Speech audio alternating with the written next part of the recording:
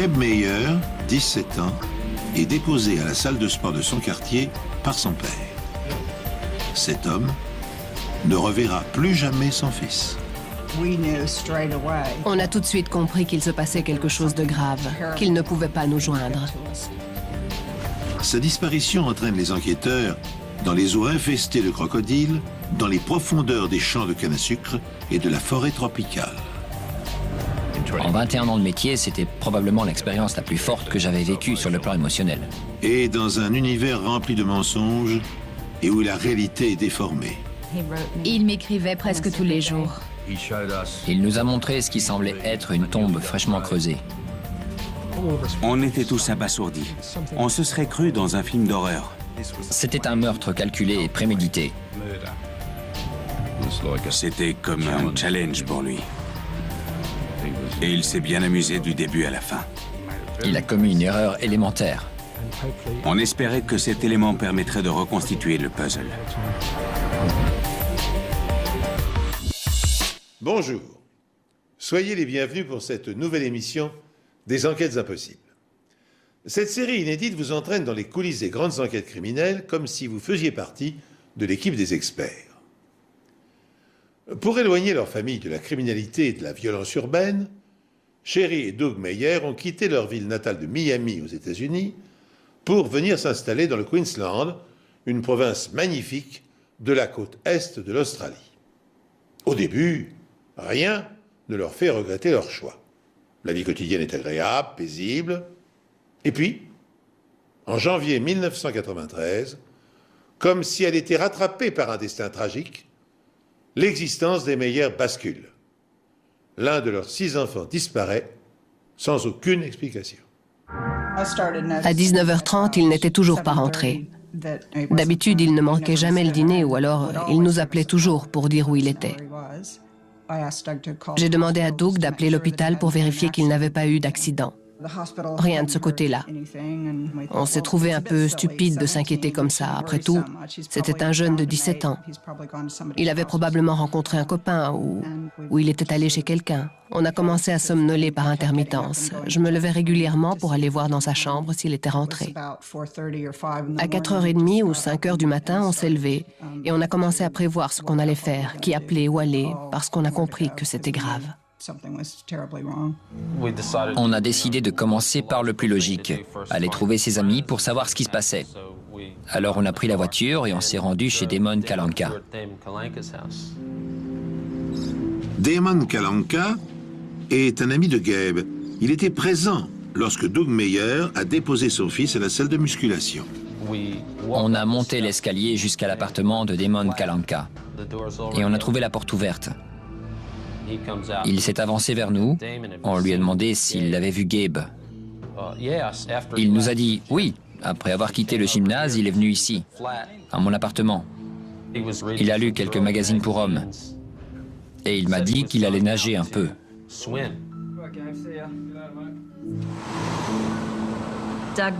Doug Meyer est arrivé au commissariat pour signaler la disparition de son fils Gabe.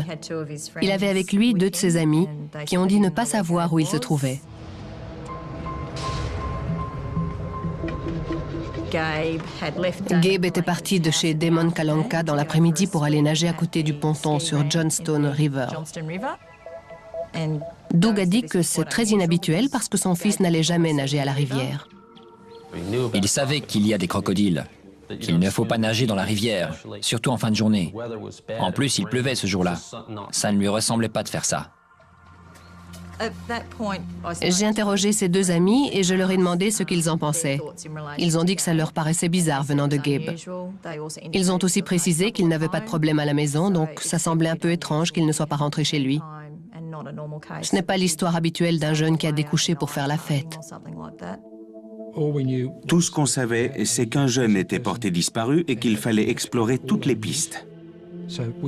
On devait donc retrouver toutes les personnes susceptibles d'avoir vu Gabe pour qu'elles nous donnent des informations sur son emploi du temps. On a donc commencé notre enquête à la salle de sport où Doug avait déposé son fils. On a parlé à plusieurs personnes qui ont confirmé que Gabe était bien là et qu'il était parti vers 16h30.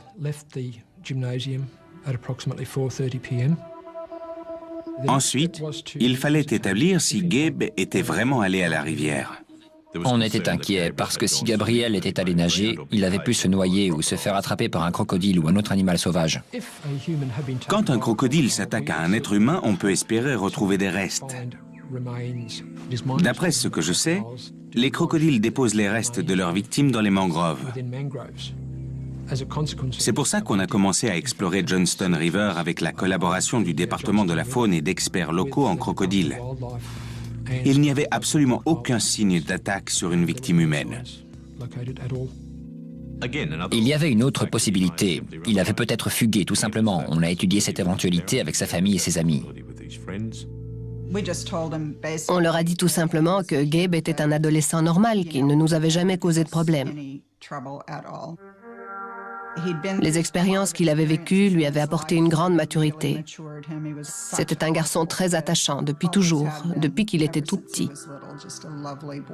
Simplement gentil et très responsable pour son âge. Et c'est sûrement à cause de ça qu'on a compris tout de suite qu'il se passait quelque chose de très grave, qu'il ne pouvait pas nous contacter, sinon il l'aurait fait. Jamais il ne nous aurait laissé nous inquiéter. C'était vraiment essentiel de vérifier l'activité du compte bancaire de Gabriel, pour voir si des retraits avaient été effectués dans une banque quelque part dans le pays.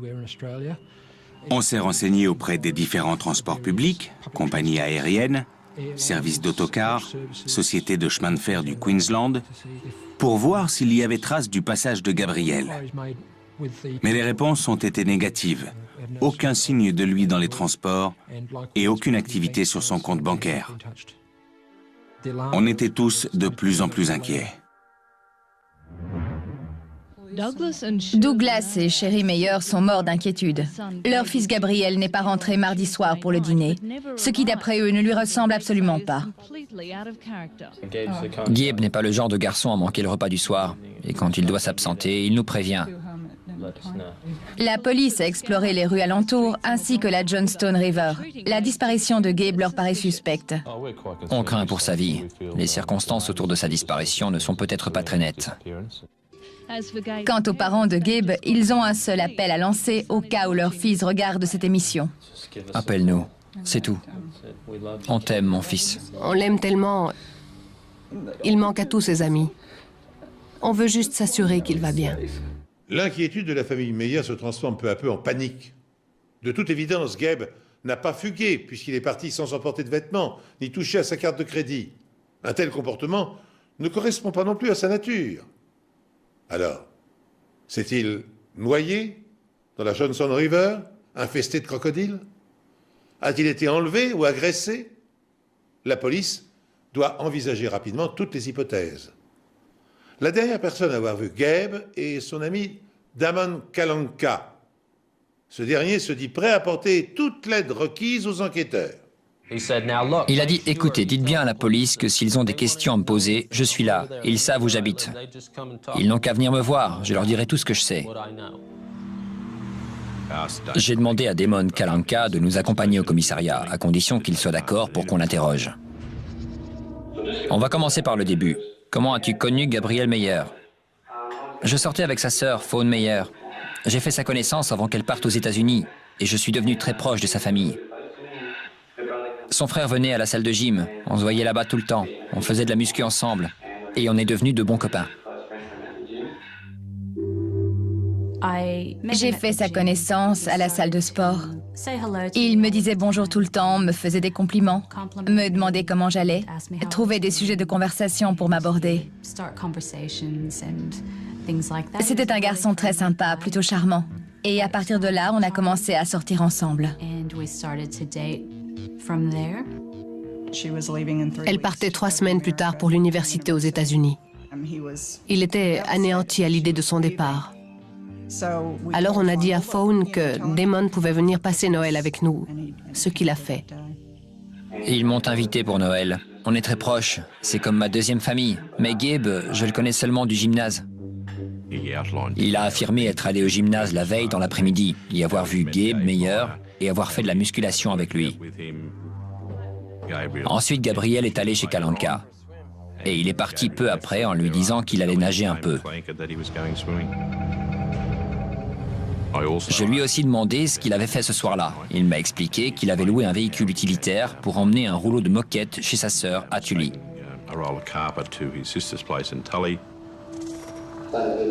Je me suis mis en route pour aller à Tully.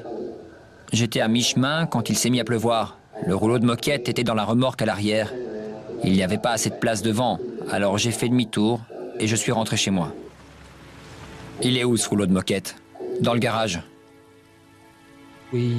On est allé jeter un coup d'œil au rouleau de moquette qu'il devait soi-disant apporter à sa sœur à Tully. Déroulé à plat par terre, il semblait en très mauvais état, élimé, taché. Personnellement, pas le genre de cadeau que je ferais à ma sœur. Tout ça nous a paru un peu bizarre. Par conséquent, on a confisqué le rouleau de moquette. Il y avait une grosse tache à une extrémité du rouleau et quelques autres plus petites au même endroit. Apparemment, la première ressemblait à une tache de sang et d'après leur aspect, les taches plus petites en étaient aussi, probablement. On a pris des bandelettes test très utilisées dans les hôpitaux à l'époque pour faire ce qu'on appelle un sangueur test. On les humidifie et on les passe sur la tache. Si c'est du sang, la réaction chimique est immédiate. Une couleur bleu-vert apparaît. On a fait ça avec toutes les taches visibles sur la moquette, mais aucune bandelette test n'a produit de réaction significative. J'étais de repos ce jour-là et on m'a appelé pour me dire de venir au bureau de la brigade criminelle d'Innisfail, où on m'a informé de la disparition d'un jeune homme, Gabe Meyer. Ils ont mentionné le nom de Damon Kalanka. J'ai alors expliqué à Jacobs et Pickless ce qui s'était passé en 1991, que je l'avais inculpé pour tentative de meurtre sur un jeune homme du nom de Paul Melik. Il nous a fait un bref résumé de l'enquête concernant Melik. Kalanka sortait avec une femme, elle l'a quitté, et elle est ensuite tombée amoureuse de Melik.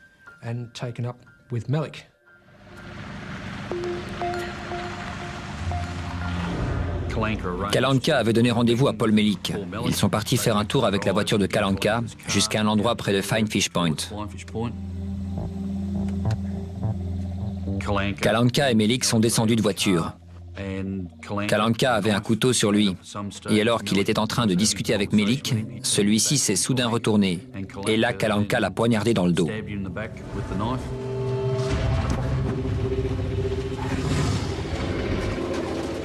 Mais Melik a réussi à s'enfuir, avec le couteau de Kalanka, dans une bande de terre au milieu d'un champ. Kalanka l'a poursuivi en voiture. Incrédule, Melik regardait par-dessus son épaule. Il a vu Kalanka accélérant sur cette bande de terre et il a juste eu le temps de sauter dans les graminées. La voiture l'a manqué de quelques centimètres. Damon Kalanka est inculpé de tentative de meurtre, mais cette charge est retirée lors du procès. Kalanka a plaidé coupable pour coups et blessures et conduite dangereuse. Il a été condamné à 200 heures de travaux d'intérêt général, avec 2 ans de mise à l'épreuve. Je l'avais lu dans les journaux. Un jour, Damon était au gymnase avec un copain et ils m'ont demandé si j'avais entendu parler de l'incident avec Paul Melik. J'ai répondu que j'étais au courant. Et les deux m'en ont parlé comme d'un triangle amoureux qui aurait mal tourné. Ils m'ont dit de ne pas croire ce que j'avais lu dans les journaux. À l'époque, ça ne m'a pas préoccupé plus que ça. On pensait que c'était pas le garçon idéal pour elle, mais c'était pas à nous de décider. À l'époque, on se sentait pas le droit de lui dire avec qui sortir ou pas. Il était très passionné, aussi très attentionné, gentil et charmant, mais plus passionné que ce qu'on aurait imaginé pour quelqu'un qui vient juste de rencontrer une jeune fille. Quand les policiers récapitulent les éléments dont ils disposent, 3 d'entre eux attirent leur attention sur Damon Kalanka. Le garçon est la dernière personne à avoir vu Doug. Il possède un antécédent violent puisqu'il a déjà poignardé un homme. Et puis, 3e fait intriguant, Damon a transporté une moquette usagée pleine de taches peu après la disparition de Doug. Fawn Meyer, sa petite amie, et la sœur aînée du disparu, n'est pas en mesure d'être interrogée par la police car elle séjourne aux États-Unis où elle poursuit des études. Ma mère m'a appelé pour me prévenir que Gabe avait disparu, qu'il n'était pas rentré à la maison la veille et qu'il se faisait beaucoup de soucis pour lui. Elle m'a dit que la dernière personne à l'avoir vu était Damon Kalanka.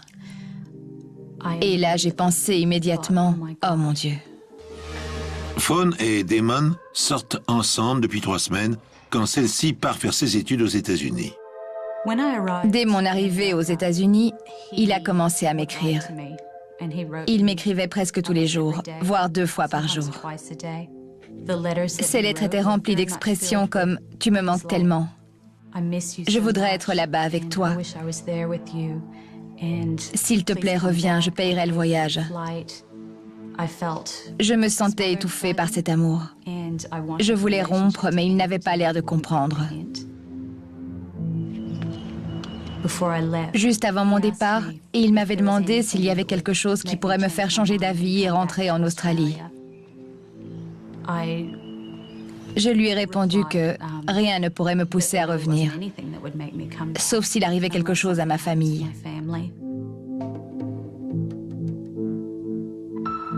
Ce détail avait son importance.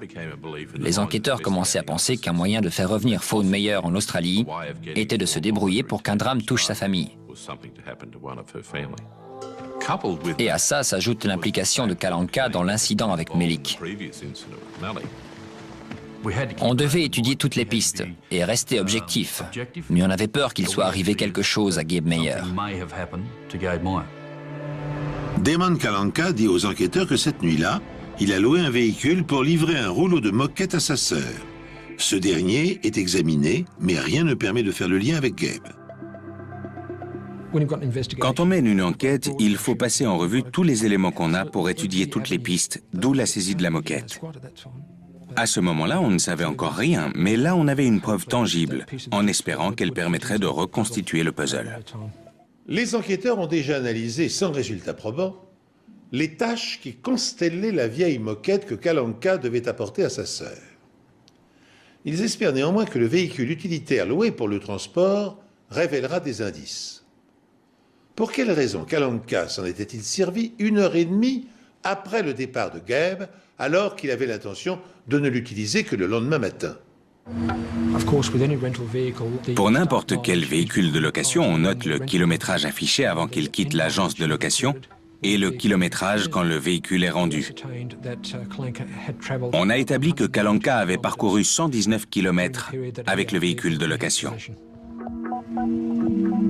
Kalanka dit à la police qu'il a déposé son voisin au pub avant de prendre la direction de Tully. À mi-chemin, il fait demi-tour. Il arrive chez lui à 21h. Peu après, ses colocataires vont se coucher. Quant à lui, il ressort. Il va s'acheter une lampe de poche car il a l'intention d'aller pêcher. Mais comme il se met à pleuvoir, il rentre de nouveau chez lui. On a décidé de refaire l'itinéraire décrit par Damon Kalanka dans sa déposition pour la soirée en question. C'est-à-dire un petit tour dans Innisfail, ensuite la route de Tully, à mi-chemin, un rapide demi-tour au niveau du pont, comme nous l'a dit Kalanka, et enfin, retour à Innisfail. Ça nous a fait parcourir 61 km et ça ne correspondait pas aux 119 que Kalanka déclarait avoir fait. Il manque 58 km, autrement dit un écart considérable. Par conséquent, il s'agissait d'un mensonge flagrant, ce qui confirmait que Damon Kalanka était impliqué dans un terrible événement. Le véhicule utilitaire est immédiatement saisi pour être examiné. On a examiné le véhicule à la recherche d'empreintes, tant dans la cabine que dans la remorque. Mais les experts ne retrouvent aucune empreinte de Gabe dans le véhicule, ni de cheveux ou des fibres provenant de ses vêtements. Rien ne nous permettait de faire le lien entre Gabe et ce véhicule. Ensuite, c'est l'appartement de Damon Kalanka qui est passé au peigne fin. Dans le cadre de notre enquête, on a passé tout l'appartement au Polylight pour voir s'il y avait des éclaboussures de sang ou quelque chose comme ça, indiquant qu'une bagarre ou une altercation avait eu lieu. Mais aucun élément de ce type n'a été identifié. Le lendemain du jour où j'ai appris la disparition de Gabe, j'ai appelé Kalanka en pleurant et je lui ai demandé où était mon frère. Il m'a répondu « Je n'en sais rien, Fawn. Je crois qu'il lui est arrivé quelque chose d'horrible. » Ça m'a rendu malade. Je savais qu'il mentait. Je savais que Gabe était mort. Et je savais que c'était lui le coupable. Il m'a affirmé que même son colocataire avait entendu mon frère dire qu'il allait nager. La police veut pouvoir confirmer ou réfuter la version des faits de Damon Kalanka. Et pour ce faire, elle interroge les deux colocataires. Ils étaient présents quand Gabe est arrivé à l'appartement cet après-midi-là, et aussi quand il est reparti vers 17h30. En partant, Gabriel leur a dit qu'il allait nager un peu. Les colocataires disent aussi à la police qu'après le départ de Gabriel, ils sont allés au cinéma, mais qu'ils étaient de retour chez eux à 21h quand Damon Kalanka est rentré. Ils confirment également que Kalanka a acheté une lampe de poche. Nerinder Singh, le voisin direct de Kalanka, a aussi été longuement interrogé pour rapporter ce qu'il savait des faits et gestes de ce dernier, le soir de la disparition de Gabriel Meyer. Il nous a dit que vers 19h ce soir-là, il a vu Damon Kalanka sur le parking au fond de la résidence et qu'il y avait un rouleau de moquette dans la remorque du véhicule utilitaire.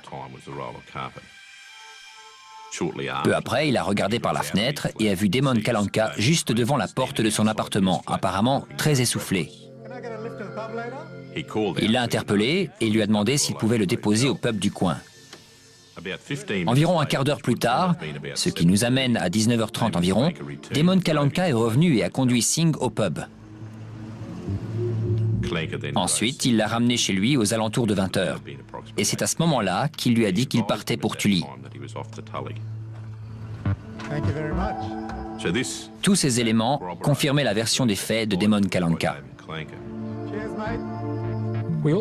Un autre témoin est venu nous trouver en déclarant avoir vu Gabe passer devant un magasin à proximité en allant à pied vers la rivière. Ceci après qu'on a eu confirmation que Gabe avait quitté l'appartement et qu'il était déjà à plusieurs pâtés de maison de là. L'emploi du temps donné à la police par Damon Kalanka est partiellement confirmé par ses voisins. Cela n'explique pas pour autant un certain nombre de bizarreries. Ainsi, pourquoi Kalanka a-t-il brusquement décidé d'apporter la moquette à sa sœur en pleine nuit? Pourquoi a-t-il prétendu qu'il partait pêcher à la Johnston River alors qu'il pleuvait? Enfin, où s'est-il rendu, puisque le compteur du pick-up qu'il avait loué affiche une distance excédentaire et inexpliquée de 58 km. Peu après la découverte du sac de Gabe sur les bords de la rivière ne fait qu'ajouter encore à la confusion.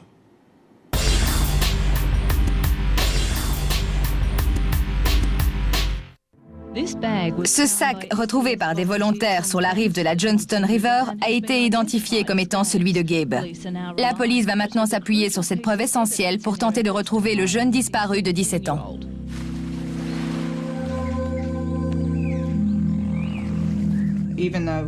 Même si on était absolument sûr que Gabe ne serait pas allé de lui-même nager dans la rivière, on y a bien réfléchi. Et on s'est demandé s'il n'aurait pas réellement fait une grosse bêtise. Les détails concernant le lieu où on a retrouvé le sac à dos ont été publiés. Par la suite, 2 jeunes témoins sont venus nous trouver et ont déclaré avoir vu des vêtements sur le ponton vers 19h30, le soir où Gabe a disparu. D'autres témoins sont également venus nous voir et ont déclaré qu'ils avaient vu des jeunes jeter certains de ces vêtements à l'eau.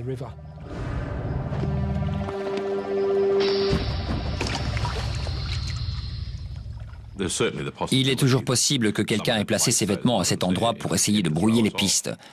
Mais il se peut aussi que Gabe les ait posés là avant d'aller nager. Après une courte réunion ce matin avec les enquêteurs locaux, les plongeurs de la police vont sonder longuement les eaux boueuses de la Johnston River à côté de Campbell Street. On était content de voir arriver les plongeurs de la police, même si on avait du mal à admettre ce qu'ils pourraient découvrir. Là, on voulait juste retrouver Gabe. On espérait vraiment qu'ils allaient le trouver ou au moins découvrir quelque chose qui nous aide à comprendre ce qui s'était passé. Après avoir fait fuir les crocodiles des environs grâce à des charges explosives, les plongeurs entrent dans l'eau trouble. La visibilité était absolument nulle, donc il a fallu mener les recherches par quadrillage de zone, uniquement au toucher. Ils avaient commencé depuis quelques minutes seulement, et là, premier coup de chance. Au bout d'une demi-heure environ, 2 plongeurs refont surface et tendent une montre à l'observateur, la même que celle de Gabriel. Après que la police l'ait montrée aux parents de l'adolescent, ils disent être trop bouleversés pour une interview. Quand ils nous ont appelés en disant qu'ils avaient trouvé une montre, c'est là qu'on a dû aller l'identifier. Et c'est la chose la plus horrible qu'on ait jamais faite. Parce qu'à ce moment-là, la mort de Gabe était confirmée. De quelque manière que ce soit, on savait qu'il était mort. Pour moi, la montre était une preuve formelle qu'il y avait eu un acte criminel parce que c'était une montre de plongée munie d'une double attache. On ne la perd pas comme ça par accident. Il faut l'enlever. Au vu de la distance, on pouvait penser que quelqu'un se trouvant sur le ponton avait lancé la montre dans l'eau pour qu'on la retrouve. L'inspecteur Kruger m'a demandé de contacter Damon Kalanka pour essayer d'apprendre quelque chose. Parce qu'à ce stade, on cherchait à savoir où se trouvait le corps de Gabe.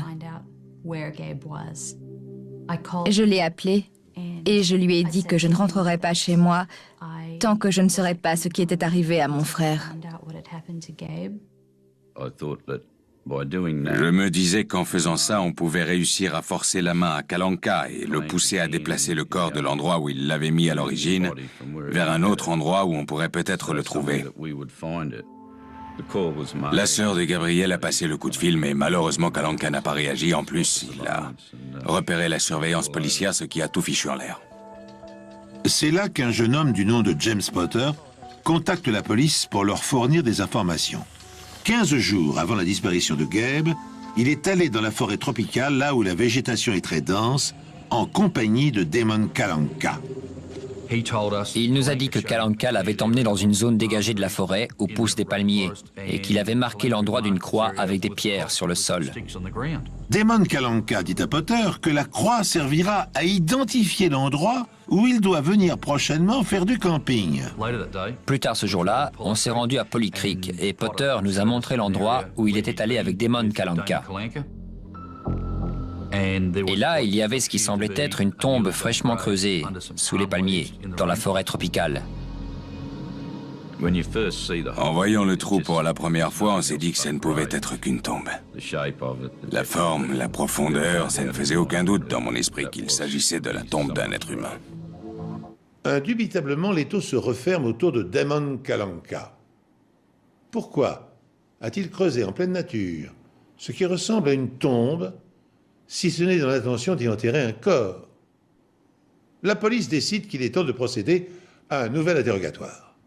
Elle espère que, confronté au témoignage de James Potter, Kalanka passera aux aveux. Tu connais un jeune homme du nom de Potter, James Potter? Oui, C'était quand la dernière fois où tu es allé avec lui à Polly Creek? il y a 3 ou 4 semaines, quelque chose comme ça. Tu es retourné là-bas depuis la dernière fois où tu y étais avec Potter? Non, pas du tout. Tu as marqué une zone précise là-bas pour la repérer? J'ai marqué un endroit avec 2 bouts de bois pour me rappeler où c'était plus tard, c'est tout. À ce moment-là, Damon Kalanka demande que l'interrogatoire soit suspendu. Quand on a parlé de Polly Creek, il s'est littéralement figé et il a insisté pour qu'on lui appelle un avocat, ce qu'on a fait. L'interrogatoire reprend et Kalanka explique à la police pourquoi il a creusé ce trou. J'essayais de cultiver de la marijuana pour en vendre. Pas pour mon usage personnel, mais pour essayer de me faire de l'argent avec. Pour la planter, j'avais prévu de creuser un trou de 1,80 m sur 1,80 m et de 60 cm de profondeur. Donc tu prétends que tu as creusé ce trou en vue d'y faire pousser des plantes, plus tard, c'est ça? C'est ça. On n'y a pas cru. Déjà parce que le lieu n'était pas idéal pour cultiver de la marijuana, la végétation était trop dense, et ensuite, il n'a jamais été suggéré, même du propre aveu de Kalanka, que ce dernier consomme de la marijuana ou qu'il ait été impliqué dans un trafic de stupéfiants. Tu es allé à Polly Creek avec le véhicule utilitaire ce soir-là? Non, je voulais y aller le lendemain matin, mercredi. Mais quand j'ai vu le père de Gabe, j'ai paniqué et j'ai changé d'avis. J'ai décidé de me débarrasser du véhicule utilitaire pour ne pas avoir d'ennui avec la police. Comme j'ai dit à mon avocat, j'ai fait ça parce que je ne voulais pas mentir, faire diversion en disant que j'avais fait ci ou ça. Parce que si on se met à raconter des histoires, ça crée que des ennuis.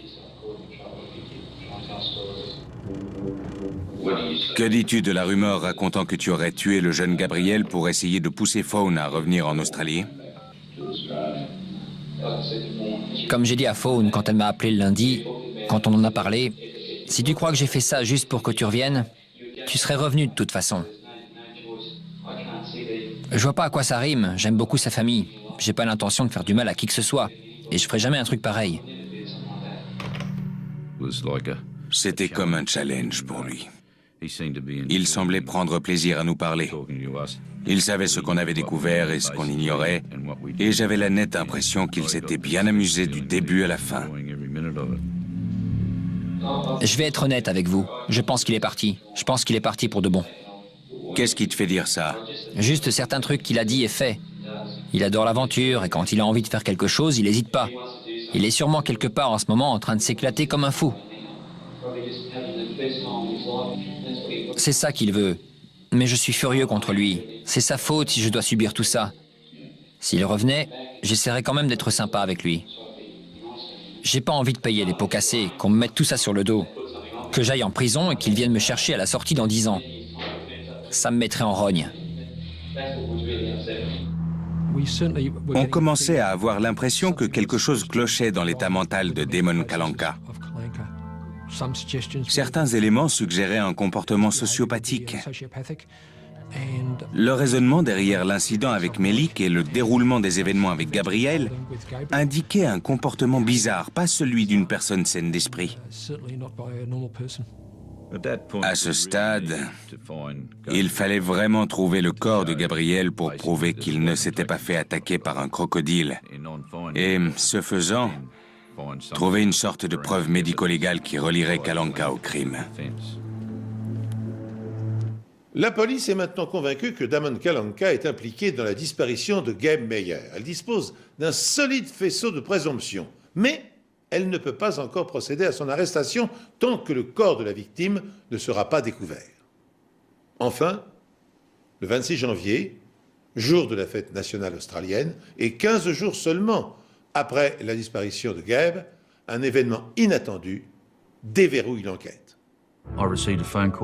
J'ai reçu un appel de Margaret Carmichael me disant qu'elle avait découvert quelque chose de suspect sur sa propriété et qu'elle avait peur que ce soit quelque chose de macabre, comme Gabe Meyer qui serait enterré là. La présence de la tombe a été signalée à la police hier vers midi par des gens ayant remarqué de la terre fraîchement retournée dans les broussailles de Moresby Creek, à la sortie d'Innisfail. La police a immédiatement écarté les médias et le public des lieux, tandis que les restes étaient exhumés pour être analysés. En 21 ans de métier, c'était probablement l'expérience la plus forte que j'avais vécue sur le plan émotionnel, la plus pénible. J'avais vraiment de la peine pour la famille. Un père sait certaines choses sans pouvoir l'expliquer. Je ne le comprends pas moi-même, mais parfois on sait instinctivement, comme ce jour-là. Ils n'ont pas eu besoin de nous dire. On était soulagés qu'ils aient trouvé son corps. Et d'un autre côté, c'était quelque chose de vraiment terrible. Je me souviens leur avoir demandé « Où l'avez-vous trouvé? Dans la rivière ?» Et ils m'ont dit « Non, dans une tombe. » En creusant à cet endroit, on a découvert ce qui semblait être une main apparemment attachée dans le dos de la victime.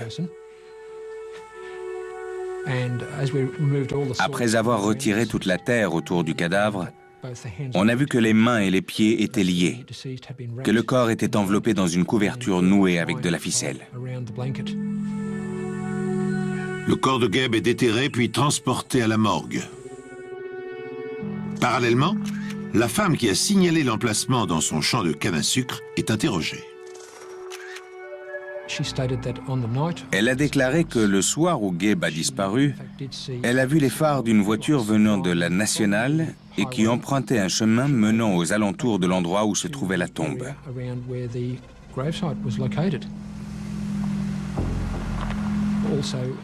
De plus, la veille du jour où elle a contacté la police, elle a vu Kalanka qui revenait de cet endroit. Pour elle, il n'y a aucun doute, il s'agissait bien de Damon Kalanka. Les parents de Kalanka habitent juste à côté de chez elle. Il a grandi dans les environs, il connaît très bien le secteur. En fait, il est déjà allé pêcher à quelques mètres de la tombe. Les résultats de l'autopsie montrent que Gabe n'a pas été tué de façon brutale, par arme blanche ou par balle. Tandis que les enquêteurs attendent les résultats des analyses toxicologiques, d'autres preuves récentes sont étudiées. Pendant l'autopsie, la police a récupéré un certain nombre de pièces à conviction, comme la ficelle utilisée pour lier les mains et les pieds, ainsi que la couverture qui enveloppait la victime. La police rend publique l'existence de la couverture retrouvée au cours de l'enquête. Avec la famille Meyer, ils encouragent quiconque aurait des informations à se manifester. Quelques jours plus tard, l'ex-femme de Kalanka a contacté la police et a déclaré que la couverture qu'elle avait vue à la télévision était la même que celle qu'elle avait eue du temps de son mariage avec Kalanka. La ficelle qui a été utilisée était similaire à celle qui se trouvait avant dans l'appartement de Kalanka et qui appartenait à son colocataire. Des bandes découpées dans la couverture sont analysées. Les résultats du laboratoire indiquent la présence de 6 fibres de polypropylène qui n'appartiendraient pas à la couverture. Ces fibres sont ensuite comparées avec celles qui ont été prélevées sur la moquette de Kalanka. Elles correspondent. Les enquêteurs s'intéressent ensuite à la cause du décès. Il faut savoir si Gabe a pu être drogué. En étudiant l'éventualité que Gabe ait pu être drogué, on s'est rappelé qu'au début de l'enquête, Kalanka avait affirmé avoir donné à Gabriel une boisson vitaminée. Je lui ai donné ce truc. C'est une poudre comme une boisson hyper protéinée qu'on mélange avec du lait. Ça donne un coup de fouet. Il m'a demandé si j'en avais, alors je lui en ai préparé un verre. Un mélange normal, quoi. Il a bu son verre et vers 17h30, il a dit « Bon, j'y vais ». J'ai répondu à plus tard. Il s'est donné beaucoup de mal pour nous expliquer qu'il lui avait donné une boisson vitaminée, qu'il n'avait rien mis dedans, que la boîte de poudre était neuve. Il en disait tellement que c'était forcément suspect. Les résultats des analyses toxicologiques arrivent. Et ils font froid dans le dos. Un mélange savamment calculé de médicaments a été administré au jeune homme. Le labo a trouvé du paracétamol, de la pseudoéphédrine, de la chlorphéniramine et du méthoclopramide dans le contenu du foie et de l'estomac. La présence de cette combinaison fait penser à une préparation contre le rhume et la grippe. Les analyses toxicologiques mettent en évidence une quantité très importante de ces médicaments dans les tissus, indiquant une overdose. Selon le mode d'administration et la quantité absorbée, le mélange aurait pu être mortel. Mais dans ce cas-là, il est plus probable qu'il a entraîné une forte somnolence. Gabe s'est peut-être même endormi. Et ensuite, son agresseur a pu l'étouffer ou le tuer d'une autre façon sans qu'il oppose une grande résistance.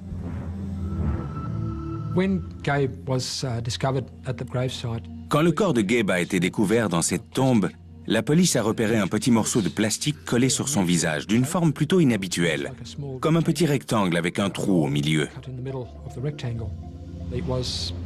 On l'a identifié comme étant le renfort de poignée d'un sac en plastique que le tueur avait dû placer sur la tête de Gabriel. Cette fois, tous les indices concordent et prouvent la culpabilité indéniable de Damon Kalanka dans le meurtre de Gabe Meyer. Plus rien ne s'oppose à son arrestation. Mais au lieu d'avouer son crime, Kalanka tente une dernière diversion en utilisant un argument particulièrement odieux. Deborah Morton a dit au magistrat que Kalanka avait d'abord nié toute implication avant qu'elle passe à l'attaque pour tenter de le faire craquer. Elle lui a dit « Pour une fois dans ta vie, je veux que tu sois un homme et que tu nous dises la vérité. Notre famille doit savoir que toute ta vie, tu n'as été qu'un mythomane. » Madame Morton a déclaré devant la cour que son frère s'est mis à trembler avant d'avouer son crime. Et quand elle lui a demandé pourquoi, Kalanka a dit qu'à la salle de sport, Gabe lui faisait des avances et le touchait tout le temps. Alors il a perdu son sang-froid et l'a étranglé. Au début, on était furieux de penser qu'il racontait toutes ces choses au sujet de Gabe. Puis on s'est dit qu'il devait vraiment être désespéré. Mais cette manœuvre de défense ne sera plus jamais évoquée par Damon Kalanka. Je me souviens lui avoir demandé s'il pensait ou savait que Gabriel était homosexuel ou pas. À ta connaissance, il a déjà eu une aventure avec un autre homme? Est-ce qu'il avait des tendances homosexuelles? Il était réservé, il n'a jamais eu de copine, mais je crois pas qu'il était gay. Je ne le suis pas non plus d'ailleurs. Kalanka avait l'intention d'affirmer qu'il n'avait pas délibérément tué Gabe Meyer et par conséquent, il aurait seulement dû être condamné pour homicide involontaire, à une peine beaucoup plus légère. La plaidoirie de cette affaire allait donc être basée en intégralité sur l'élément de préméditation, avec au cœur du dossier la capacité de prouver que c'était un meurtre délibéré, prémédité, et pas commis sur un coup de sang. Les dimensions de cette tombe sont exactement les mêmes que celles découvertes à Polycrick, ce qui confirme l'hypothèse de la préméditation. Il avait l'intention d'emmener Gabe Meyer à Polycrick sous un prétexte quelconque, parce qu'il fallait marcher pour y aller. Il voulait le tuer et l'enterrer là-bas. Mais il était trop angoissé, trop pressé de le supprimer. Le mélange qu'a administré Kalanka à Gabriel était trop fort, ça a provoqué une perte de connaissance. Par conséquent, Kalanka était obligé de se rabattre sur le site de Moresby Creek. D'autres preuves viennent confirmer l'hypothèse de la préméditation. Le 5 janvier, Kalanka m'a rappelé et il a entamé la conversation en me demandant quelle était ma décision. Il m'a dit « Je suis prêt. Tu peux m'annoncer la mauvaise nouvelle. J'ai l'habitude qu'on me rejette. » Je lui ai répondu que tout était fini entre nous et qu'on était stupide d'avoir pu penser que cette relation pouvait durer. Le lendemain de cette discussion téléphonique, Damon Kalanka fait quelques achats. Après son arrestation, les enquêteurs ont poursuivi leurs recherches pour donner davantage de poids à la procédure d'inculpation et ils ont fait le tour de toutes les pharmacies du quartier. Un des pharmaciens a confirmé que Kalanka avait acheté 2 boîtes de décongestionnants. Or, les ingrédients des comprimés correspondaient exactement aux substances retrouvées dans les analyses toxicologiques effectuées sur le défunt. C'était le dernier maillon de la chaîne, qui nous permettait de faire le lien entre Kalanka et les substances retrouvées dans le corps de Gabe Meyer, ce qui confirmait la théorie du meurtre prémédité.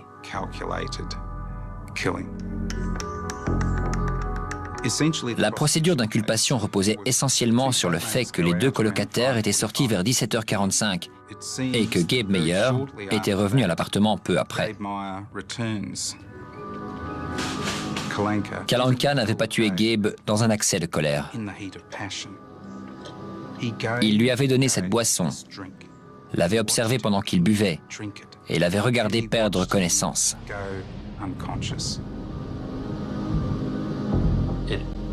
Il a dû s'écouler environ 45 minutes avant qu'il s'évanouisse. On s'imagine l'autre en train de regarder Gabe. On s'imagine ce qu'il voit. Est-ce que Kalanka se tenait là, au-dessus de lui, lui racontait ce qu'il allait lui faire? J'ai ressassé tout ça, et c'est vite devenu insupportable, au point que ce n'est pas dans ma nature, mais je me suis retourné, j'ai mis un coup de poing dans le mur.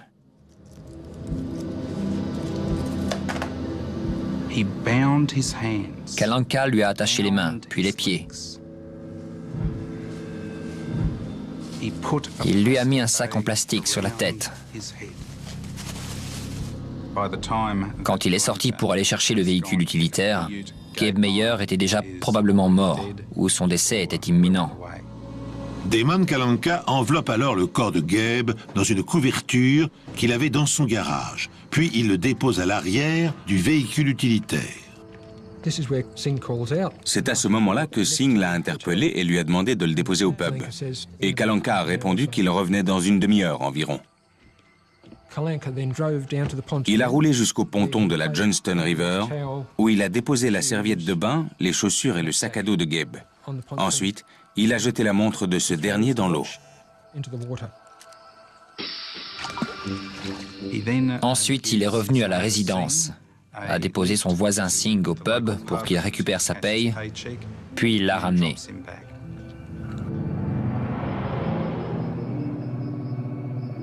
Après, il a roulé jusqu'à la propriété agricole à Moresby Creek, où il a déposé le corps de Gabe Meyer. Puis il est vite rentré chez lui. Kalanka arrive chez lui vers 21h et retrouve ses colocataires qui lui fourniront son alibi. Ces derniers vont se coucher peu après. Kalanka est ressorti pour aller à la station-service où il a acheté une lampe de poche et des piles. Ensuite, il est retourné à l'exploitation agricole, où il a creusé la tombe de Gabe Meyer, juste en bordure du chemin qui traverse la propriété. Mais il a commis une erreur élémentaire. Il est allé trop loin avec son véhicule. Les 58 km en trop effectués par Kalanka ce soir-là correspondent à la distance de 2 allers-retours entre son appartement et l'emplacement de la tombe.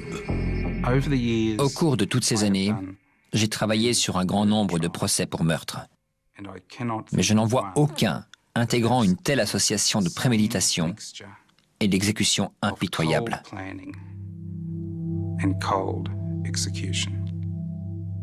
Après plus de 5 heures de délibération, le jury a déclaré Damon Frank Kalanka coupable du meurtre de Gabriel Meyer. Damon Kalanka a été condamné à la réclusion à perpétuité. Compte tenu du fait que son crime a été prémédité dans ses moindres détails, le juge a recommandé au comité de probation la plus grande prudence pour l'étude de toute demande de liberté conditionnelle. Bien que Kalanka bénéficie de cette disposition depuis 2 ans, il n'a toujours pas été relâché. Purgera-t-il sa peine jusqu'au bout, ou parviendra-t-il à obtenir un jour prochain la clémence des juges? Sherry et Fawn Meyer, la mère et la sœur de la victime, redoutent le pire, ne croyant pas à la rédemption possible de l'assassin. Depuis toutes ces années, on redoute ce moment. On sait que s'il sort de prison, cet homme tuera de nouveau. Et on a du mal à croire qu'un comité de probation autorisera sa libération. Je suis extrêmement inquiète, pas seulement pour ma propre sécurité et celle de ma famille, mais pour toutes les personnes en général. Il a déjà tué par le passé. Il a assassiné mon frère et il recommencera à tuer. Pour moi, ça ne fait aucun doute. Ainsi s'achève cette pitoyable histoire. La famille Meyer, qui, souvenez-vous, avait quitté les États-Unis pour fuir la criminalité, a été impitoyablement rattrapée par le destin. Car c'est pour exercer un chantage affectif sur Fawn que Kalanka a prémédité et exécuté son crime sordide. En effet, si la jeune fille, excédée par son amour étouffant, ne lui avait pas dit que rien ne pourrait la pousser à revenir en Australie, sauf s'il arrivait quelque chose à sa famille, Kalanka aurait sans doute épargné son frère pour s'en prendre vraisemblablement à une autre victime innocente, étant donné son état mental et ses pulsions meurtrières. Merci d'avoir suivi cette émission. Je vous donne rendez-vous sur cette antenne pour un autre épisode des Enquêtes Impossibles.